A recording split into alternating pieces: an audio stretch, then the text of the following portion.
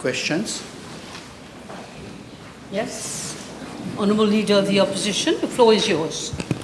Thank you, Madam Speaker. Madam Speaker, I've given notice of the following private question addressed to the Honourable Minister of Health and Wellness, whether in regard to the death of patients HC and TS, which occurred on 9th March 2025 at the Victoria Hospital and on 11th March 2025 at the Sir Anirudh Jagannath Hospital, respectively, and having both undergone prior surgical interventions at the New Cancer Hospital, he will state if any inquiry has been carried out thereinto, and if so, indicate the outcome thereof in each case. Thank you, Madam Speaker.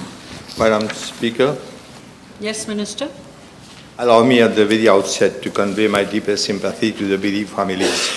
I'm informed that patient HC was referred from Jawaharlal Nehru Hospital to National Cancer Center.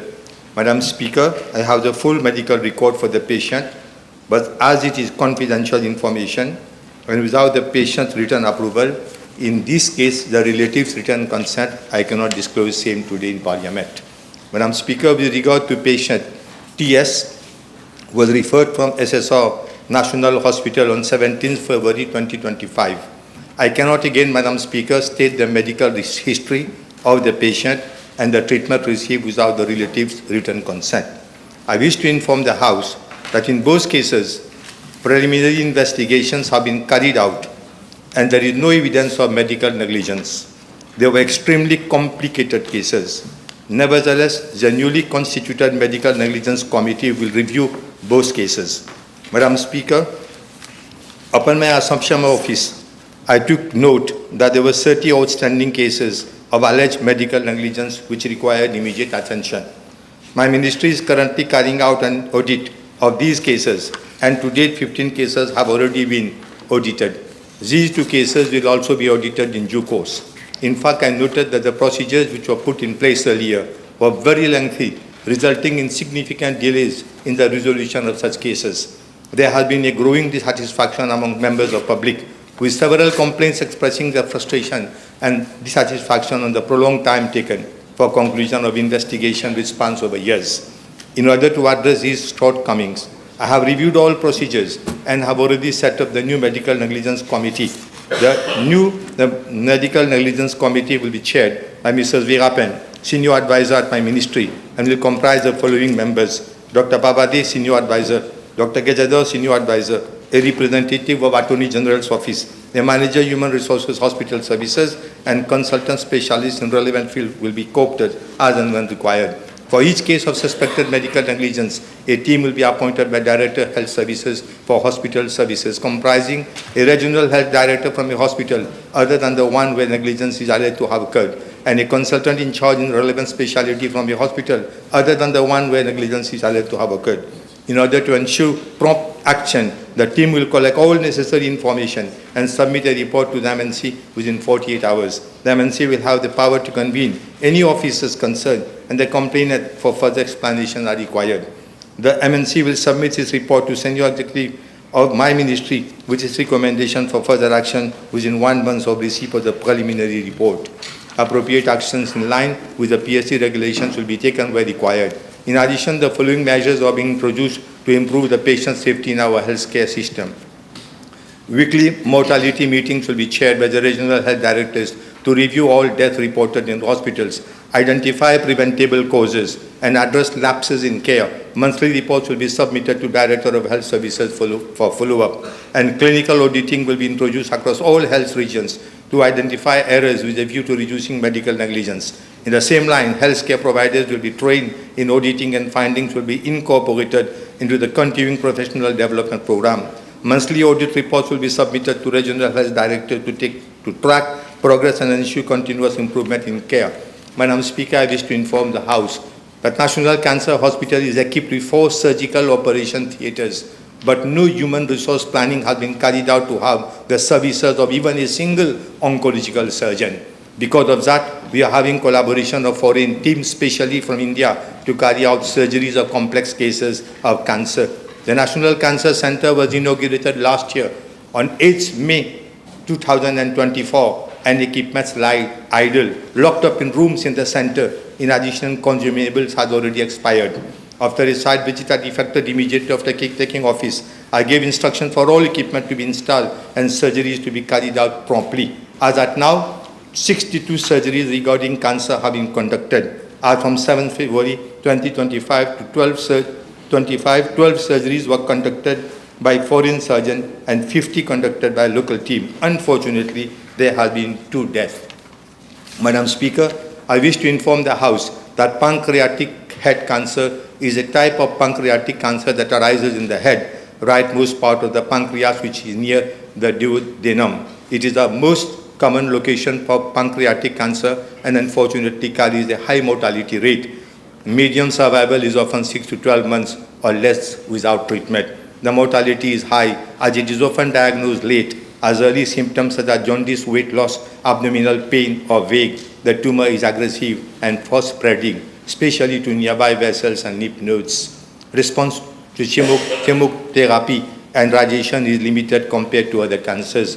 Overall survival rate is less than 10%. Cholangiocarcinoma is a bile duct cancer and has a generally poor prognosis, largely due to its often late diagnosis and aggressive nature. Prognosis depends on factors such as tumor location, stage at diagnosis, and whether surgical resection is possible. Median survival 6 to 12 months. Depending on response to chemotherapy, survival rate is less than 5%. Madam Speaker, I would like to thank the medical team. Despite all the risk involved in complex cases in performance of the duties, I wish to inform the House that Dr. D, Senior Consultant and Head of Minimal Access Oncology Survey, Department of Surgical Oncology, Sparks Hospitals, Bengaluru, India, performed the surgery. He is known to be an efficient and well-established surgical oncologist who has a wide experience in performing several oncology surgeries. I would like to thank the medical team and despite all risks involved in complex cases, I wish to inform that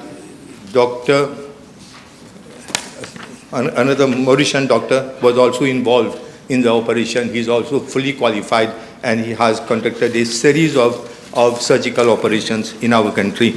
And I would like to thank both of them for the work that they had done. Unfortunately, 2 deaths has occurred. For this, we are extremely sorry. Thank you, Minister. Leader of the Opposition. Supplementary question. Yes, thank you, Madam Speaker. I also wish to convey my deepest condolences to the bereaved family. This is a very serious issue, Madam Speaker. May I ask the Honourable Minister to confirm whether the ICU at the new cancer hospital is operational or whether patients after undergoing surgery have to be transferred to other hospitals for post-surgery monitoring? Madam Speaker, this is a fact that we do not have an ICU as at now in the new cancer hospital. Before opening any hospital, it should have been the duty of the then government to take cognizance of the fact that this is a cancer hospital. Nothing was done. And secondly, Madam Speaker, we have hundreds of people, hundreds of patients they are queuing up. They are queuing up hundreds of patients and in order to undergo such treatment. And it is extremely impossible for any government to send all those cancer patients to India. Extremely impossible. And that is the reason why we have started the surgical operation, keeping in mind that in Flak Hospital we have got a modern, a complex ICU where patients are sent, and also at Victoria Hospital. It is a fact. Everybody should understand that this was in all for that hospital was open, but in fact there was nothing, not the least equipment which was in use. And thanks to this government, and thanks at least to our Prime Minister, the Deputy Prime Minister, they have their eyes on that hospital, and we are doing our utmost best. Even the PET scan to be on, let us say, within a month or so. Thank you, Minister.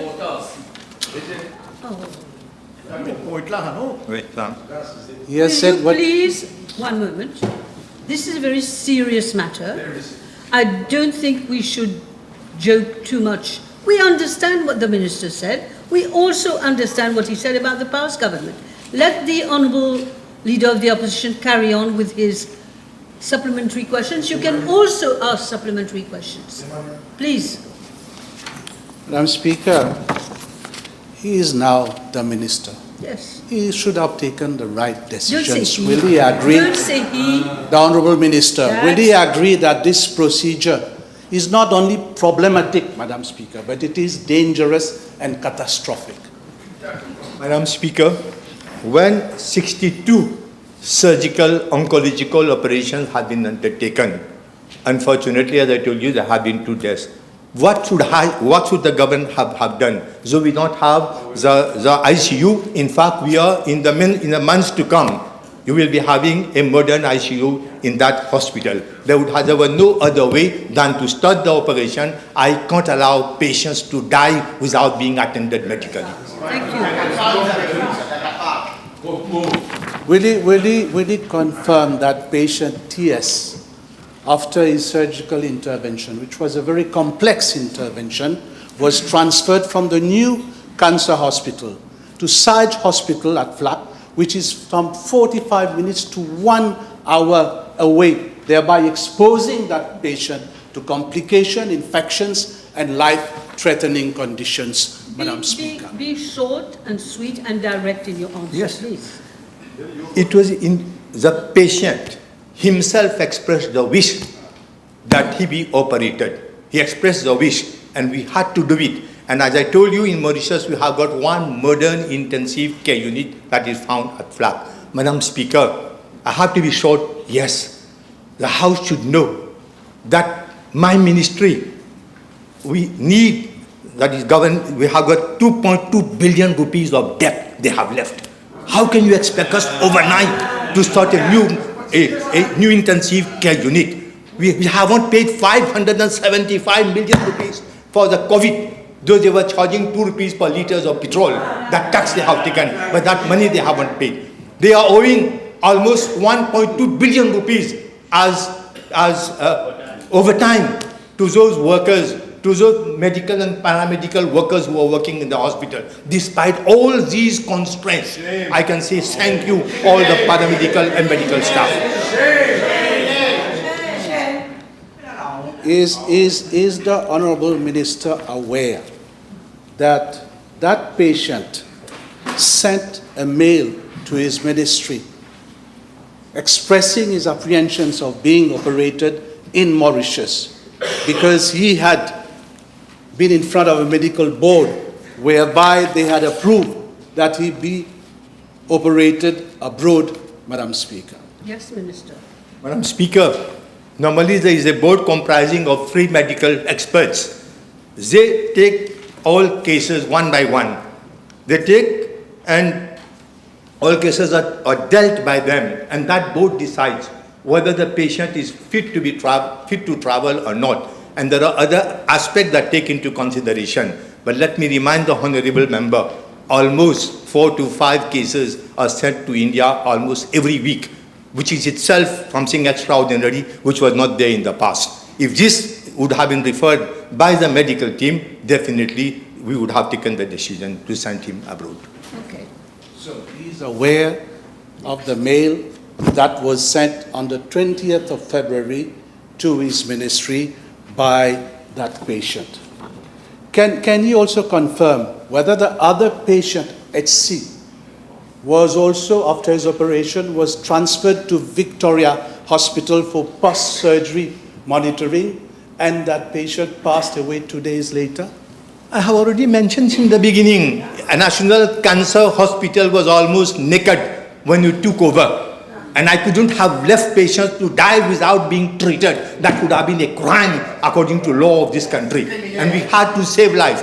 And the member, he didn't tell the House, that patient, he expressed his wish to be operated by a foreign doctor. And in fact, his wish was fulfilled. But unfortunately, as I told you, that was pancreatic cancer. I am not a doctor. But everybody knows we have to speak the truth, nothing but the truth. It's almost impossible for survival. But we did our best because there is hope so long as there is life. Yes, one moment. He caught my eye. Mr. Dr. Lumia. Thank you, Madam Speaker. One moment. He already asked me for the floor. I'm sure may the Honourable Minister of Health confirm to the House and inform the House that the percentage of complication of such high-risk surgery, big pancreatic surgery or colorectomy, is more than 10%. And in this case, it's 2 out of 52, which is only 3%. And we have to be grateful to the surgeons who came from India and not make political mileage on the dead bodies. Madam Speaker, I have just mentioned, it's true, 2 cases out of 60. So 2 is too much, but still we have to thank our doctors and the medical team for the work that they are performing. And I don't want to be taken wrong. If you look at all the hospitals in the country, the percentage of death, I'm sorry to say so, is higher than what it is in National Cancer Hospital. I'm sorry you have used this language. Of course. Yes. Your next question. Yeah, can the Honourable Minister inform the House whether all the foreign doctors were granted temporary registration under the Medical Council Act? And if so, can he confirm whether the necessary documentation were issued? Madam Speaker, I have to look into the matter, because normally the procedures are done by the staff of my ministry, by the officers concerned. But one thing I can tell you, yes. The answer I'm getting is yes. And again, one thing I'll say, it is important we should not impute motives on foreign friends who are coming to serve our country.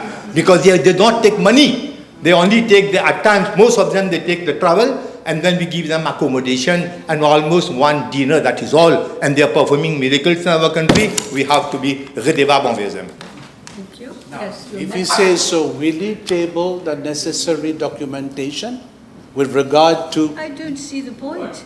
Yeah, I'm asking him whether he will table. What is it? I couldn't get Whether you will table... Whether he will table... Whether you will table the documentation regarding his last question about foreign doctors.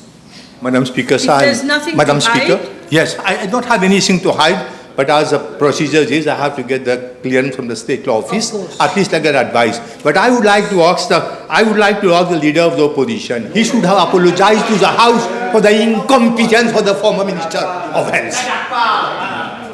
Madam Speaker, he cannot ask me question. I ask him question now. What can I do? I mean... Madam Speaker, is he aware that one of the doctors who performed surgery at the new cancer hospital did not have the necessary authorization from the Medical Council? I have just mentioned that I'm going to ask the officers, because this work is done by the officers of my ministry with the doctors. I have to ask, but again I would like to say that I don't have anything against the doctors who are coming voluntarily, most of them, to perform surgical operations in Mauritius. If such types of questions, simple questions, start cropping up, that will deter them from coming to Mauritius, because they are serving our nation. Don't forget about it. Honourable Leader of the Opposition, it's just you have to put in the balance what is more important. You see what I mean? Yeah, what is more important? Yes. Now, given the serious concerns regarding patient safety at the new cancer hospital and the recent death that I've mentioned, would the ministry support the setting up of a fact-finding committee chaired by an independent person to look into those cases? I find it very strange, because the member at that time when dozens of them passed away without food, shelter and without basic necessities, they did not seek it fit to condemn those actions. Today, he wants a fact-finding committee to be set up. I have already told you the preliminary report which was submitted to me. Unfortunately, I can't read it out because of certain things which are very secret. According to the preliminary report, everything was done well to the satisfaction of my ministry and the doctors. But despite it, we have submitted to the negligence committee and they will look at it. Yes, I was going to say there's a medical council with a committee to do this kind of investigation already by law. Yes, Mr. Duval. May I ask the Minister, he has mentioned the backlog of cases 15 cases so far audited. You have mentioned the audit of cases of alleged medical negligences. Can I ask the Minister, in view of the backlog, especially cases that occurred during COVID period, which were not properly looked into, is the Minister prepared to bring to Parliament an amendment to law for the extension of the limitation to bring a claim against a doctor or the state for medical negligence? So any other medical practitioner, which is 2 years. You can't ask that of the minister because it doesn't concern just his ministry. It concerns everybody. May I rephrase? Is government prepared to review the limitation period, which is only 2 years, and in many cases is unsatisfactory in view of the backlog? I get the feeling. You don't need to answer that. The Attorney General in due course will address this issue. Okay? This is an overall question. Doesn't concern. I am saying again, please sit down. I am talking. I am saying again that you cannot ask him for his ministry because claims against government come on any sort of subject. So you cannot ask him to give you that answer. But I'm sure he's noted, and maybe government has noted, and this question may be thrashed out at one point. I have a few minutes left only. Yes, your last question. Now, can I ask the Honourable Minister to confirm to this House whether those patients who had undergone surgery at the new cancer hospital had to undergo multiple reoperations due to complications related to the first surgery? Madam Speaker, I mentioned 62 cases. If in 1 or 2 cases, I don't know, but the answer I am receiving is no. They didn't have to go all types of multiple types of intervention. That is not the case. But even so, I mean, it's a medical issue. It's a medical issue and not a political issue. Okay, that's it. Thank you very much, everybody.